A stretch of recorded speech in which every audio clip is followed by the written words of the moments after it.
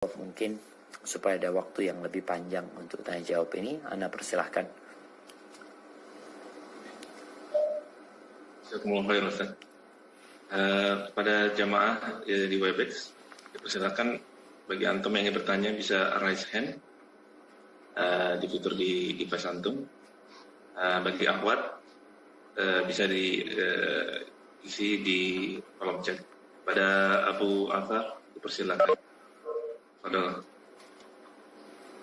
Assalamualaikum Ustaz. Waalaikumsalam warahmatullahi wabarakatuh. Ahlan wa sahlan. Alhamdulillah. Ustaz, afwan, Ana mau izin bertanya Ustaz mengenai surah yang kita baca barusan ini mengenai Al-Hasyr. Isinya subhanallah ini peringatan yang sangat besar ya Ustaz. Ana ingin bertanya Ustaz, bagaimana cara kita menyampaikan isi dari Quran seperti ini, tafsir seperti ini kepada anak-anak Ustaz? Mohon bimbingannya Ustaz. Jazakallahu khair. Barakallahu fikum. Ya jemaah, yang pertama kita harus tahu anak-anak itu ya anak-anak. Anak-anak itu kalau kita lihat pendidikan di kalangan salaf dahulu dan bagaimana Rasulullah Sallallahu Alaihi Wasallam mendidik anak-anaknya, mendidik cucunya dan para sahabat mendidik anak-anak mereka. Jadi anak-anak ini memang pendidikan mereka itu lebih kepada mencontoh. Dia mencontoh. Orang tuanya baik, beramal soleh, anaknya ikut beramal soleh. Orang tuanya rajin sholat, insya Allah anaknya rajin sholat. Orang tuanya peduli sama anak-anaknya, dia berbagi cinta dan kasih sayang, dia peduli. Dan anak-anak itu lebih banyak memang menghafal. Mereka belum menalar, belum memahami. Mereka menghafal. Ya sudah, diajarin mereka menghafal. Dan dulu, anak-anak itu menghafal. Bermain, oke, ada waktu bermain buat mereka. Tapi bukan berarti mereka itu cuma bermain-main doang. Oh, masih anak-anak biar bermain. Oke, dia memang belum bisa menalar. Anda telah sampaikan tadi pagi kalau nggak salah bahwasanya ada yang salah di sistem pendidikan di beberapa negeri. Mungkin negara kita pun ada yang harus diperbaiki. Ketika anak-anak belum waktunya nalar, udah dia jadi nalar. Anak-anak tuh biar ngafalin dia. Maka dulu kalau kita lihat Imam Syafi'i umur 9 tahun sudah hafal Quran, hafal Muwatta. Karena pendidikan mereka memang suruh ngafalin, jangan suruh mikir dulu. Maka bagaimana sekarang, kalau bicara tadi kita tafsir ayat ini kita sampaikan kepada anak-anak. Ketika anak-anak itu masih kecil, sulit bagi dia untuk memahami. Makanya dalam agama kita pun, kapan kewajiban orang itu melaksanakan hukum-hukum syariat? Ketika dia sudah balik. Kalau bicara sholat, dibiasakan dia sholat. Pembiasaan dia sholat. Mulai umur 7 tahun disuruh sholat, disuruh sholat, disuruh sholat. Sampai umur 10 tahun. Jadi ketika anak itu sudah mulai bisa memahami, silahkan orang tua duduk sama anaknya. Menyampaikan dengan bahasa yang dia fahami. Ajak anaknya mau ziarah kubur, lihat tuh kuburan orang-orang mati. Orang-orang pada meninggal dunia, selesai urusan dia. Sampaikan kepada dia, kita nih beramal. Kenapa sih kita sholat?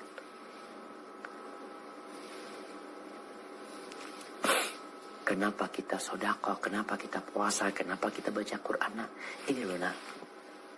Abah nanti bakal mati, ini kuburan kakek nih sebelah situ nih. Ini kuburan paman. Itu kuburan sepupumu mamanya. Dia meninggal. Belum 20 tahun udah mati. Itu yang sekian. Artinya ada pendidikan yang memang dia lihat seperti itu. Sehingga dia beramal itu, oh iya ya. Memang anak sholat gak dapat fulus. Memang anak ngaji gak dapat fulus. Tapi semua ada hitung-hitungan di sini di tempatnya. Mungkin seperti itu dengan anak-anak kita. Jadi bukan kita kasih pengajian sendirian gitu loh.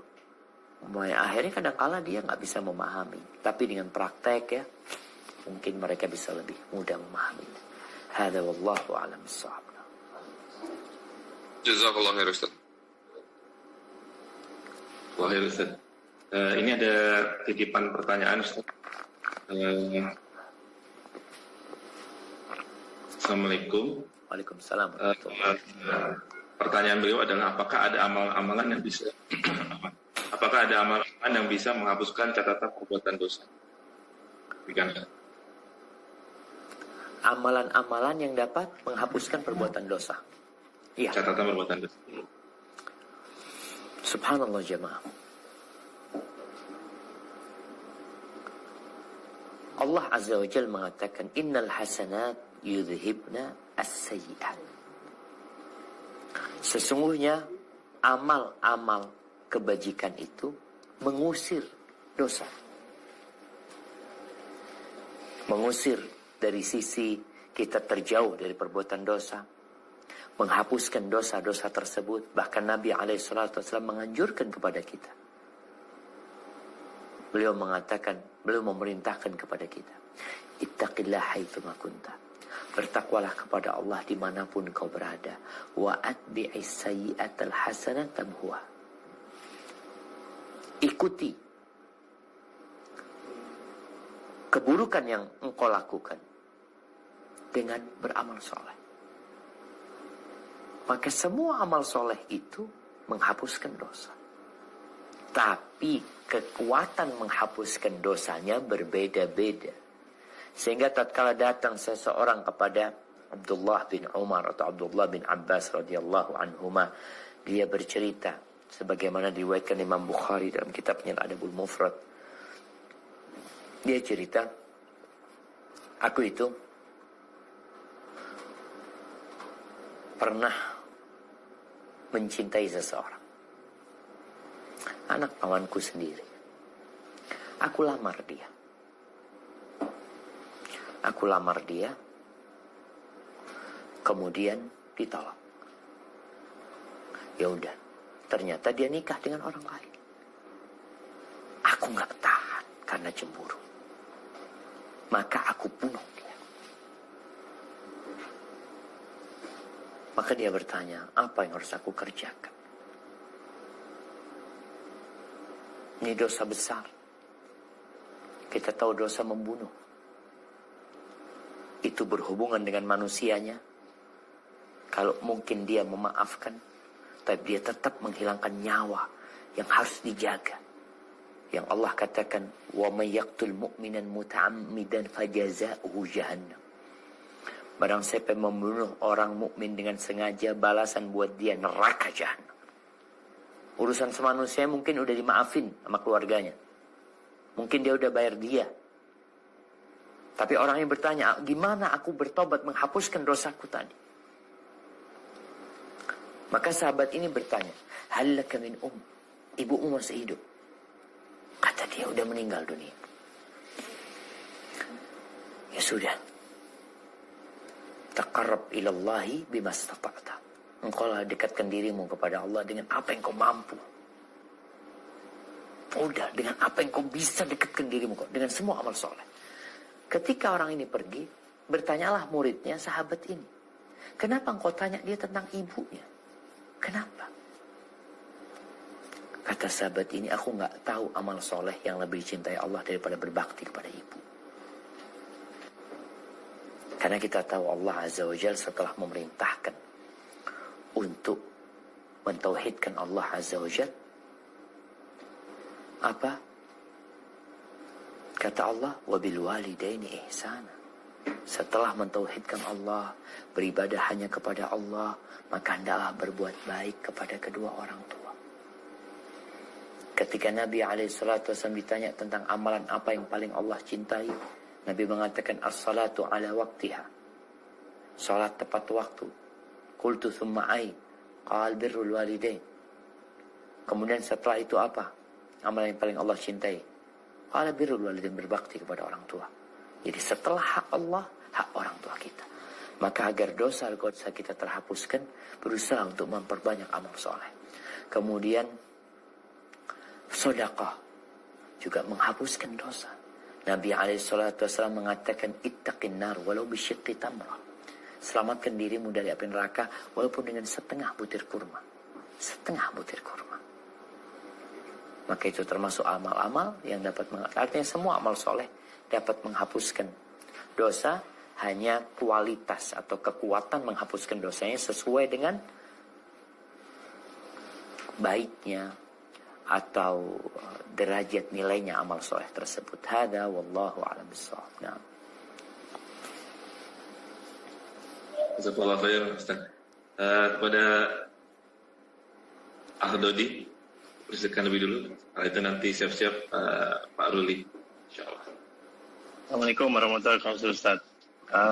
Waalaikumsalam warahmatullahi wabarakatuh. Alhamdulillah. Ada pertanyaan berkaitan dengan puasa bulan haram di depan, yaitu puasa Ayyamul Bid. Itu biasanya yang kecenderungan orang untuk berbuat kebaikan atau menjalankan ketaatan kalau ada imbalan. Jadi seperti 4 bulan haram, 2 bulan haramnya itu di mana ada 1 puasa Asyura dan 1 puasa Arafah. Jadi dengan adanya imbalan seperti menghilangkan dosa setahun sebelumnya, terus yang satu menghilangkan dosa setahun sebelum dan yang akan datang. Sementara ada 2 bulan haram yang kurang terlihat ganjarannya gitu, Ustaz. Jadi terutama yang Dzulqa'dah selain Ayyamul Bid, kira-kira apa yang membuat kita bisa termotivasi untuk menjalankan ketaatan yang sama besarnya dengan bulan haram lainnya, Ustaz? Jazakallahu khair, Ustaz. Nah, barakallahu fikum. Iya jemaah. Jadi kalau kita bicara orang itu ya manusiawi ya, tatkala dia berbuat dia ingin tahu fadilahnya. Apa sih keutamaannya umpamanya? Kalau kita bicara bulan Dzulqa'dah nih, yang jelas itu bulan haram. Ketika kita bicara bulan haram, maka ada kelebihan di antara bulan-bulan yang lain dengan bulan ini. Kalau bicara puasa Ayyamul Bid, puasa 3 hari. Tidak harus tanggal 13, 14, 15. Kita bisa puasa tanggal 3, 5, 6 umpamanya, karena waktu itu buat kita cocok untuk berpuasa 3 hari itu seperti puasa 1 tahun jemaah nantinya kalau kita mendawamkan hal itu. Adapun kayak bulan Muharram sendiri kita tahu keutamaan bulan Muharram. Jadi berbeda dengan bulan Muharram dengan bulan Dzulqa'dah. Dengan bulan Rajab. Sama-sama bulan haramnya, akan tetapi ada kelebihan beramal di sana. Seperti bulan Muharram. Apa kata Nabi SAW? Afdalus siyam ba'da Ramadan syahrullahil Muharram. Sebaik-baiknya puasa setelah bulan Ramadan adalah bulan Muharram. Di situ ada hari Asyura tadi mungkin. Baik, di bulan Dzulhijjah. Kita tahu hadis Nabi SAW, ma min ayyamin al-amalu daripada 10 hari awal Dzulhijjah. Kemudian bulan Dzulqa'dah sendiri, kalau dikatakan wallahu alam, dia persiapan untuk pelaksanaan ibadah haji. Kita lihat orang kalau mau berangkat haji, kapan berangkatnya? Wah, Allah mempersiapkannya. Karena pada mulai sejak dulu orang-orang Arab itu kalau masuk bulan haram, mereka nggak akan ganggu orang lain, nggak ada pencurian, nggak ada perampokan, mereka takut kali. Sehingga para jemaah haji yang berangkat dari tempat-tempat jauh, biasanya mereka berangkatnya di bulan Dzulqa'dah. Nanti pelaksanaannya di bulan Dzulhijjah, pulangnya sampai kampungnya bulan Muharram. Artinya perjalanan mereka itu perjalanan yang aman. Allah sediakan hal itu. Tapi yang jelas, Allah mengatakan, فَلَا تَظْلِمُوا فِيهِنَّ أَنفُسَكُمْ. Jangan kalian membalimin diri kalian pada bulan yang 4 tadi. Artinya kita nggak boleh berbuat dosa sepanjang tahun, tapi di 4 bulan ini lebih lagi ditekankan agar engkau tidak berbuat dosa. Dan biasanya kalau engkau sudah membiasakan dirimu di bulan Dzulqa'dah dengan amal-amal soleh, ketika engkau masuk Dzulhijjah, masuk 10 awal Dzulhijjah, engkau udah siap. Sebagaimana bulan Sya'ban itu muqaddimah untuk masuk bulan Ramadan. Sebagaimana Syawal itu adalah bahtiyah untuk ibadah Ramadan. Bulan Dzulqa'dah ini seakan-akan adalah muqaddimah untuk 10 awal Dzulhijjah. Agar kau mempersiapkan diri. Karena memang manusia perlu pemanasan. Maka Allah menyediakan itu, wallahu a'lam bishawab, agar engkau mempersiapkan dirimu agar lebih hangat lagi ketika masuk bulan Dzulhijjah. Engkau sudah siap untuk meraih karunia-karunia Allah yang agung yang Allah sediakan di awal Dzulhijjah sana. Kemudian engkau nanti bisa mempersiapkan diri untuk berkorban, ya. Apalagi yang berangkat haji, kita tahu tanggal berapa sih jemaah haji berangkat. Ya, kadangkala mereka di bulan Syawal sudah ada yang berangkat. Hadza wallahu a'lam bishawab. Nah. Jazakallah khair Ustaz. Pak Aruli, padahal Pak. Silakan.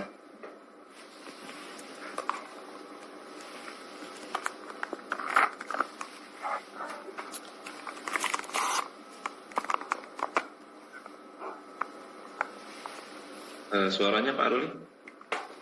Halo, dengar? Iya. Assalamualaikum Ustaz. Waalaikumsalam warahmatullahi wabarakatuh. Ahlan wa sahlan. Kok cuma kacamatanya yang kelihatan? Nyambung kemarin. Ini deketin mic-nya Ustaz. Nah, tafadhal. Kaitannya sama haji. Sudah titipkan pertanyaan di sana air. Wah, entah kan sudah. Kan? Kayaknya perlu lebih keras lagi Bang Luli. Ya. Pemerintah sudah memastikan tidak memberangkatkan haji dari Indonesia, Ustaz. Nah. Ini titipan pertanyaan dari Indonesia nih. Bahwa ada teman Fulan yang masuk daftar bahwa berangkat tahun ini. Kemudian karena masuk berangkat kan harapannya di tahun depan. Jadi, ya kalau seandainya dia umur panjang, insya Allah berangkat. Kalau tidak kan insya Allah dia pun sudah tercatat sebagai haji gitu. Nah, pertanyaannya gini Ustaz. Ya, ini kan kayak hidayah juga gitu Ustaz. Bahwa kali ini mungkin moodnya dan dia benar-benar pada dan niat yang bulat gitu. Bisa saja tahun depan insya Allah masih hidup, kemudian tapi apa namanya hidayah itu tidak timbul lagi. Kalau case-nya kayak gitu gimana Ustaz? Nah, barakallahu fikum. Sahih ya maaf. Makanya kalau mau beramal itu segera memang. Segera beramal sebelum kita berubah. Idza amsayt fala tantadhir as-sabah. Kalau lagi sore hari jangan nunggu besok. Kalau kalau lagi pagi hari jangan nunggu sore. Segera beramal. Kenapa? Yang pertama dengan segera beramal itu akan menjaga kita untuk istiqamah. Nabi SAW mengatakan badiru bil a'mal fitanan kaqita'il lailil mudlim. Segeralah kalian beramal sebelum datang fitnah, godaan, kekacauan yang bentuknya seperti malam, potongan malam yang gelap gulita. Yusbihul abdu mu'minan wa yumsi kafiran. Paginya beriman, sorenya kafir. Sorenya beriman, paginya kafir. Yabi'u dinahu bi'aradin minad dunya. Dia menjual agamanya dengan keuntungan sedikit dari kenikmatan dunia ini. Kalau dikatakan tadi ada orang yang niat untuk haji tahun ini, semangat dia untuk niat haji tahun ini, tapi tahun depan tahu-tahu nggak semangat lagi, berarti ada masalah dengan keimanan dia. Kenapa? Mungkin seharusnya dia berangkat sudah 10 tahun yang lalu secara kewajiban. Tapi dia nggak berangkat. Allah nggak ingin dia berangkat. Jadi seperti orang-orang munafikin. Allah mengatakan karihallahum bi'athahum fathabbatahum. Allah memang nggak ingin mereka berangkat perang. Nggak ingin. Maka Allah bikin mereka nggak punya semangat untuk berangkat. Dan itu bahaya. Jadi kalau dikatakan dia punya niat, kita kan nggak tahu dengan isi hati dia. Apakah dia benar-benar beriman? Sehingga kita tahu orang yang niat berjihad di jalan Allah Subhanahu wa taala, dia niat sadiqan, man sa'alallahu syahad, man sa'alallaha asy-syahadata sadiqan ballaghahu manazil syuhada wa in mata ala firashi. Barang siapa yang meminta kepada Allah dengan benar, Allah tahu dia benar-benar minta untuk mati di jalan Allah Azza wa Jal, untuk berjuang di jalan Allah Azza wa Jal, maka Allah akan sampaikan dia ke manzilah, ke derajat-derajatnya orang yang mati syahid walaupun dia mati di atas ranjangnya. Ini bicara niat, bicara kebenaran keinginan kita. Maka tadi orang-orang munafikin, Allah nggak suka dia ikut perang, memang Allah nggak suka. Maka Allah bikin mereka nggak berangkat. Maka sekarang kondisi orang-orang yang berangkat haji, wallahi orang yang berangkat haji itu niatnya macam-macam. Makanya Nabi mengatakan alaihi salatu wasallam, innamal a'malu binniyat. Ada orang yang niat berangkat haji itu karena faktor pemilihan umum. Anda berjumpa dengan sebagian mereka yang berangkat haji pada waktu itu, doakan Ustaz, insya Allah pulang haji Anda mau mencalonkan diri jadi ini, jadi ini. Berulang kali Anda ketemu dengan orang-orang seperti itu. Maka bisa jadi dia mau berangkat haji tahun ini karena ada pilkada serentak sehingga dia pulang bisa pakai gelar haji. Kemudian ketika kondisinya memang ya udah pemilihan gitu, tahun depan nggak berangkat dia. Kalau dia udah jadi pun mungkin dia nggak berangkat. Kalau dia nggak jadi, apalagi dia. Maka kembali kepada niat. Tinggal sekarang bagaimana menjaga niat ini. Ketika ada seorang sahabat yang dia ikut perang sama Nabi SAW, kemudian dia masuk Islam, baru masuk Islam, ikut berperang. Setelah perang sama Nabi dikasih bagian dari harta rampasan perang. Lalu dia mengatakan, ya Rasulullah, ma ala hadha ittaba'tu. Bukan untuk ini aku ikut engkau Nabi SAW. Bukan untuk ini. Artinya bukan untuk dapat harta aku ikut. Aku ingin berjuang di jalanmu. Yang aku inginkan itu ada anak panah yang nyasar ke leherku ini kemudian tembus. Itu yang aku inginkan. Ketika dia pergi, Nabi ketika dia mau pergi, Nabi mengatakan kepada dia, intasduq isduqillah. Kalau engkau benar, Allah akan kasih yang kau inginkan. Subhanallah, dapat berapa lama tahu-tahu ada panggilan jihad. Dia ikut berperang, dan para sahabat mendapati anak panah itu tembus di tempat dia menunjuk jamaah. Nabi SAW mengatakan, sadaq fasadaqahullah. Benar keinginan dia itu tumbuh dari hatinya. Maka Allah berikan apa yang dia inginkan. Jadi kita perlu berhati-hati. Makanya kadang-kadang kita nunda-nunda beramal, tahu-tahu ada sesuatu yang menghalangi kita. Bisa jadi karena Allah nggak suka kita mengamalkan itu. Karena kita bohong. Karena kita pura-pura. Maka semoga Allah menjaga niat kita dan semoga kita jujur dalam beramal.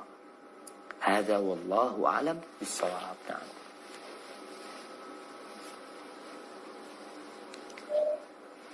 Jazakallah Ustaz. Bagi jamaah WebEx, masih ada yang mau bertanya? Dipersilakan. Bagi akhwat yang bertanya, bisa dengan mengirimkan di kolom chat. Nanti kami akan sampaikan kepada Ustaz, insyaAllah. Kalau belum ada, kan ada pertanyaan ya Ustaz. Masya Allah. Ini karena berhubungan dengan yang Ustaz tadi. Yang diberikan buku kita di tangan kanan dan tangan kiri dengan berhubungan dengan amalan juga. Kadang kita berusaha beramal sebanyak-banyaknya, tapi kadang-kadang maksiat itu masih jalan yang tanpa kita sadari, atau mungkin kita pernah melakukan itu dan berusaha untuk meninggalkan, tapi terkadang masih maksiat itu terjadi. apakah tobat itu bisa berkali-kali, atau kalau berkali-kali nanti dianggap tidak serius oleh Allah SWT, atau bagaimana Ustaz? Masya Allah, barakallahu fikum. Nah, subhanallah. Ya, kita ini nggak bisa terlepas dari dosa. Itu sudah ketentuan kita sebagai manusia. Tapi Allah membuka pintu taubat. Makanya sampai kata Nabi SAW, "Laulam tudnibu, la dhahaballahu bikum." Kalau kalian tidak melakukan dosa, niscaya Allah itu akan mengusir kalian. Wala ja'a biqaumin yudhnibun. Maka Allah akan datangkan kaum yang lain, generasi yang lain yang mereka berbuat dosa, lalu mereka beristighfar, memohon ampun kepada Allah Subhanahu wa taala, dan Allah mengampuni dosa-dosa mereka. Jadi di antara hikmah manusia itu terus berbuat dosa, tapi dia terus bertobat kepada Allah Subhanahu wa taala, dia jadi nggak sombong, dia jadi nggak ujub sama dirinya. Dia jadi tahu dengan kerendahan dirinya. Dia jadi malu sama Allah Azza wa Jalla. Sehingga tatkala kita bicara tobat, apakah kita bertobat berulang-ulang itu nggak apa-apa? Yang penting kau serius. Imam Bukhari dan Muslim meriwayatkan hadis dari Abu Hurairah radhiyallahu anhu dari Nabi alaihi salatu wassalam. Ini hadis qudsi. Nabi bercerita tentang Allah Azza wa Jalla. Allah mengatakan, "Adznaba 'abdun dzamban." Ada seorang hamba yang berbuat dosa. Faqala Allahumma ighfir li dhanbi. Lalu orang ini mengatakan, "Ya Allah, ampuni dosaku." Faqala tabaraka wa ta'ala, "Adznaba 'abdi dhanban fa'alima anna lahu rabban yaghfiru dhanba wa ya'khudhu bidh-dhanbi." Hambaku ini berbuat dosa. Kemudian dia tahu bahwa dia memiliki Rabb yang mengampuni dosa dan memberikan hukuman atas dosa. Maka dia istighfar. Thumma 'ada fa'adhnab. Lalu ternyata orang ini kembali berbuat dosa. Udah minta ampun, dia kembali berbuat dosa. Lalu dia pun kembali mengatakan, "Rabbil firli dzambi." Wahai Rabbku, ampuni untukku dosaku. Faqala tabaraka wa ta'ala, "Abdi adnaba dzamban." Hambaku melakukan sebuah dosa. Kemudian dia tahu kalau dia punya Rabb, punya Tuhan yang mengampuni dosa dan memberikan hukuman atas dosa, maka dia minta ampun. Tahu ternyata thumma 'ada fa'adhnab. Kemudian orang ini kembali berbuat dosa. Lalu dia kembali berbuat dosa dan dia kembali kepada Allah mengatakan, "Ay Rabbil firli dzambi." Ya Allah, aku berbuat dosa lagi. Ya Allah, ampuni dosaku ya Allah. Lalu Allah mengatakan, hambaku berbuat dosa dan dia tahu memiliki Rabb yang mengampuni dosa dan memberikan hukuman, sanksi kepada dosa. "I'mal ma syi'ta faqad ghafartu laka." Berbuatlah semaumu, aku sudah mengampuni dosa-dosa. Artinya selama kita kembali kepada Allah, jujur, benar kita kembali kepada Allah Subhanahu wa taala. Bukan main-main. Syarat taubat tuh terpenuhi. Meninggalkan perbuatan dosa. Bertekad untuk tidak mengulangi dosa tersebut. Menyesali perbuatan itu. Ada tekad dari dia untuk meninggalkan perbuatan itu. Maka Allah akan mengampuni dosa. Dan dalam hadis qudsi yang lainnya Allah Azza wa Jalla mengatakan, "Ya ibna Adam, wahai anak Adam, innaka ma da'awtani wa rajautani ghafartu laka ala ma kana fika wa la ubali." Wahai anak Adam, selama engkau itu memohon kepadaku, berdoa, minta diampuni dosanya. Wa rajautani, berharap kepada Allah Subhanahu wa taala, karena memang enggak ada yang dapat mengampuni dosa dia kecuali Allah Subhanahu wa taala. Ghafartu laka, aku ampuni dosa-dosamu dan aku nggak peduli dengan dosa yang kau kerjakan. Selama kita benar-benar memohon kepada Allah, berharap kepada Allah Subhanahu wa taala. Bahkan kata Allah Azza wa Jalla, "Ya ibn Adam, law balaghat dhunubuka anana sama." Wahai anak Adam, kalau dosa-dosamu itu memenuhi bumi sampai ke mana? Ke awan-awan yang ada di atas. Thumma astaghfartani, kemudian kau istighfar, mohon ampun sama aku, ghafartu laka wala ubali, aku ampuni engkau dan enggak peduli Allah sama dosa-dosamu. Allah tuh enggak perlu mengadab kita. Enggak punya kebutuhan Allah mengadab kita. Allah tuh sayang sama hambanya. Tapi kalau engkau kembali sama Allah, maka Allah buka. Kita kalau sama manusia punya salah 5 kali, 7 kali, habis kita dilupakan sama dia. Tapi Allah selama kita terus berharap sama Allah, kita mohon ampun sama Allah subhanahu wa ta'ala, Allah akan ampuni dosa-dosa kita. Dan yang terakhir Allah mengatakan, ya ibna Adam, wahai anak Adam, law ataitani bi qurabil ardi khataya, thumma ataitani la tusyriku bi syai'an, la ataituka bi qurabiha maghfiratan. Wahai anak Adam, kalau engkau datang menjumpai aku dengan hampir sepenuh bumi ini dosa, kemudian engkau menghadapku tanpa pernah melakukan kesyirikan sedikit pun, maka aku akan mendatangimu dengan hampir sepenuh bumi ini ampunan buat engkau. Maka tetap kita kembali kepada Allah. Jangan sampai akhirnya kita malas bertobat. Kalau engkau malas, bosan berbuat dosa, alhamdulillah. Ini berbuat dosanya terus, tobatnya yang bosan. Itu yang masalah besar ketika orang sudah kayaknya gimana ya, anak kayaknya main-main tobatnya. Udahlah dosa terus. Akhirnya dia nggak bertobat. Terus engkau bertobat. Dan terus berharap kepada Allah Subhanahu Wa Taala. Dan tinggalkan dosa. Barakallahu fikum. Nah. Mungkin kita masuk pertanyaan terakhir ini Bang. Boleh 2 kan? 2, bismillah. Pak Ruli sama nanti Pak Raden Agus Iman. Kalau Pak Ruli dulu. Afwan nih, voice aja Ustaz, karena mic-nya nggak bagus nih di tap-annya, tap murahan nih Ustaz. Insya Allah. Ustaz, dari rukun Islam yang 5 itu Ustaz, mungkin karena dari sekolah yang dari awal nggak pernah ngenyam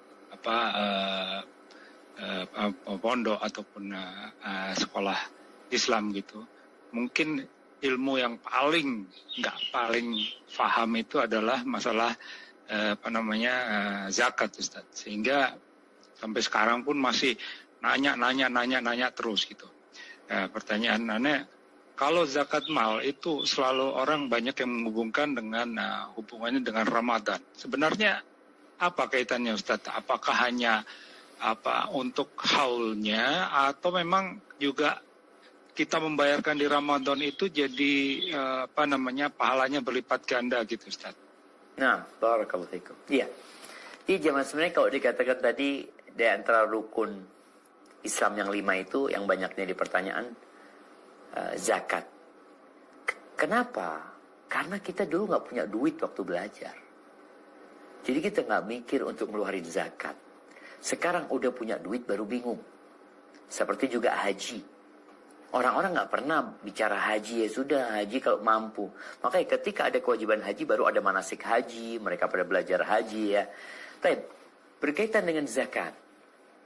Jadi kondisi zakat ini memang kewajiban yang diwajibkan tiap tahun. Itu sebuah kewajiban. Itu haknya orang miskin yang harus engkau keluarkan. Bukan milikmu itu. Jadi kalau bicara hak orang miskin, antum kalau nggak ngeluarkan antum dosa gitu. Ya laksanakan kewajibannya, Allah akan ridho kepadamu. Kewajibannya adalah ketika sampai nisab dan telah berputar setahun. Kenapa banyak orang mengeluarkan zakat di bulan Ramadan? Mungkin lebih mudah bagi dia untuk menghitungnya. Kalau dia berharap pahala di bulan Ramadan agar lebih dilipat gandakan, insya Allah Allah akan memberikan pahala yang besar. Dengan catatan engkau bukan menunda. Kalau engkau menunda, engkau berharap pahala di bulan Ramadan, engkau dapat dosa. Umpamanya, haulnya itu sampainya Sya'ban. Lalu engkau mengatakan, ya Allah ya, ini anak keluarkan bulan Sya'ban, sayang banget ya. Udah antara anak keluarin Ramadan supaya pahalanya berlipat ganda. Bukan engkau dapat pahala, engkau dapat dosa karena menunda pengeluaran zakat. Ketika jatuh wajibnya di bulan Sya'ban, keluarkan di bulan Sya'ban. Wajibnya di bulan Rajab, keluarkan di bulan Rajab. Kalau wajibnya di bulan Syawal, engkau keluarkan di bulan Ramadan, ini engkau dapat fadilah Ramadan. Karena ana majukan. Jadi seharusnya wajibnya di bulan Syawal. Alhamdulillah saat ana tarik lah. Ana bagikan karena banyak orang yang membutuhkan. Sehingga engkau akan mendapatkan pahala karena engkau memajukannya. Jadi kalau menunda itu yang nggak boleh. Kalau tepat dengan bulan Ramadan, alhamdulillah, semoga engkau mendapatkan pahala. Karena kalau bicara zakat ini ya nggak bisa ditentukan sama kita sebenarnya. Tapi yang menentukan itu adalah uang yang kita miliki. Katakan anak punya uang, mamanya 20 juta, belum sampai ini nisabnya. Alhamdulillah, subhanallah, di bulan Syawal sampai itu duit anak 100 juta. Berarti kan mulai bulan Syawal hitungannya nih, ada wajib zakat. Nah nanti nunggu haulnya. Haulnya ketika ketemu dengan bulan tersebut. Ketika engkau majukan, maka itu akan lebih baik buat engkau. Hadza wallahu a'lam bissawab. Terima kasih Ustaz. Kepada Pak Agus Iman Sudrajat, Fadol.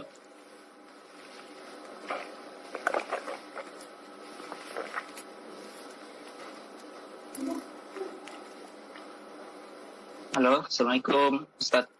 Waalaikumsalam warahmatullahi wabarakatuh. Ahlan wa sahlan. Ahwan Ustaz, mau bertanya ini pertama, apakah iman tanpa ilmu masih memperoleh amal akhirat? Yang kedua, apakah iman tanpa ilmu? Iya, Ya. apakah iman tanpa ilmu masih akan memperoleh amal akhirat? Yang kedua, ini sebenarnya masalah pribadi. Bagaimana hukum ta'aruf tanpa ada pihak ketiga, Ustaz? Nah, barakallahu fikum. Jazakumullah khairan. Nah, barakallahu fikum. Ya jemaah, kalau bicara pertanyaan pertama, apakah iman tanpa ilmu itu masih akan mendapatkan pahala? Tetap harus ada ilmu. Kalau ada orang mengatakan la ilaha illallah dan dia nggak tahu artinya apa la ilaha illallah, maka nggak ada gunanya buat dia. Asyhadu an la ilaha illallah, asyhadu anna Muhammad Rasulullah. Dia nggak tahu apa maknanya, apa maksudnya.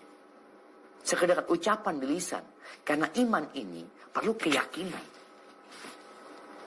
Iman itu adalah keyakinan dengan hati, ucapan dengan lisan, dipraktekkan dengan raga kita. Sehingga tetap ada ilmu. Jadi orang-orang itu yang mengatakan asyhadu an la ilaha illallah tetap harus ada ilmunya. Sehingga dikasih tahu orang tersebut. Jadi kalau sekedar ucapan dengan lisan, hatinya tidak meyakini apa-apa, atau bahkan meyakini sebaliknya, ada orang yang meyakini sebaliknya. Atau ada orang yang nggak yakini apa-apa. Karena dia juga nggak paham apa yang dia ucapkan. Maka nggak ada gunanya buat dia ucapan tersebut. Tapi tentunya orang-orang tidak seperti itu. Adalah orang-orang mungkin yang seperti itu. Wallahu a'lam bishawab ya. Adapun berkaitan dengan pertanyaan kedua, ta'aruf tanpa ada pihak ketiga. Ini kalimat ta'aruf ini jamaah. Sebenarnya kalau kita ngelihat di buku-buku fikih berkaitan dengan nikah, kayaknya sulit kita dapetin kalimat ta'aruf itu ya, sepanjang anak baca kitab-kitab fikih itu. Jadi ta'aruf itu adanya di surat Al-Hujurat. Allah mengatakan ya ayuhan nas inna khalaqnakum min dzakarin wa untha wa ja'alnakum syu'uban wa qabaila lita'arafu. Agar kalian ta'aruf, saling mengenal. Allah menciptakan kita berbeda-beda, berbangsa-bangsa, bersuku-suku agar kita saling mengenal. Jadi bukan untuk berbangga diri, untuk cari mengenal. Antum dari mana? Ana dari Indonesia. Antum, oh ana dari Malaysia. Saling kenal. Antum dari mana? Ana Jawa. Oh ana orang Bugis. Untuk saling mengenal, bukan untuk membanggakan diri. Adapun ta'aruf dalam urusan pernikahan, antum tuh mengenal wanita. Nggak harus antum ngomong sama dia. Nggak harus ketemu sama dia. Makanya ketika ada seorang sahabat yang mau menikah, dia datang kepada Nabi SAW mengatakan, aku ingin menikah dengan seorang wanita di kalangan Ansar. Nabi malah bertanya, engkau udah ngelihat dia belum? Artinya ngelihat aja belum dia? Belum, Rasulullah SAW katanya. Jadi antum perlu mengenal itu perempuan. Mengenal akhlaknya. Nanti kalau mau nador, tafadhal. Dan ingat, untuk berbicara mengenal diri dia, jangan mengenal dari ucapannya aja. Oh aku seperti ini, seperti itu. Banyak orang berdosa dengan lisannya. Tapi kenalilah dia lewat temannya, lewat orang lain. Karakter dia kita lihat bagaimana dia bersama orang tuanya. Jadi bukan ta'aruf itu akhirnya ngobrol sama dia. Oh anak kenal udah sama dia. Dia itu sukanya ini itu. Dia itu orangnya seperti ini. Dia orangnya gini gitu. Itu omongan dia. Makanya kalau sekedar engkau perlu omongan dia. Engkau baca CV dia. Cukup. Ya udah. Tapi ternyata itu tidak memberikan informasi yang cukup buat engkau. Bisa jadi separuhnya dusta. Bohong. Karena sering Anda sampaikan, CV yang diberikan itu kadang-kadang memberikan ya 55% lah tentang diri dia. Masih belum bisa dia jadi istrimu. Atau jadi suami buat para wanita.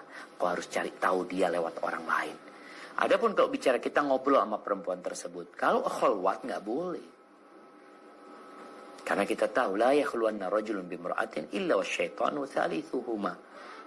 Tidaklah seorang laki-laki berduaan aja sama perempuan yang bukan mahramnya, setan yang ketiga buat mereka. Maka kalau bicara ta'aruf, ingin mengenal perempuan itu nggak harus kita ngobrol sama dia. Tapi kalau antum ingin ketemu dia, ingin nazar, silahkan. Ada ingin sesuatu yang diomongkan diperbolehkan. Kalau telepon sama dia. Tapi bukan akhirnya ya orang ta'arufnya akhirnya pacaran via telepon kadang-kala. Ngobrol-ngobrol lagi ngapain hari ini? Masya Allah, masak apa? Ya udah sama aja, cuma gayanya beda. Bahasanya doang ta'aruf. Hada wallahu a'lam bishawab. Itu yang bisa Anda sampaikan, kurang lebihnya mohon maaf. Anda kembalikan kepada pembawa acara untuk ditutup. Barakallahu fikum.